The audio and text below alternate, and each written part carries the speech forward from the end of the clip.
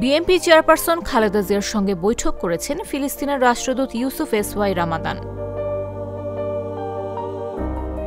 মঙ্গলবার রাতে গুলশানে খালেদা জিয়ার বাসভবন ফিরোজায় এ বৈঠক অনুষ্ঠিত হয়। রাত ৮টা ২২ শুরু হয় এ বৈঠক চলে প্রায় পৌনে ১ ঘণ্টা।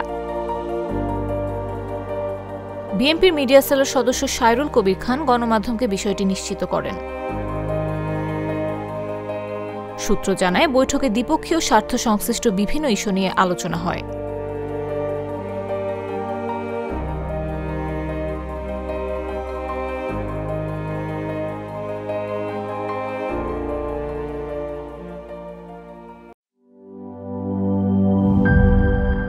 বান্ডেল থাকলে প্রতি সেনমানিতে টাকা বাঁচবে।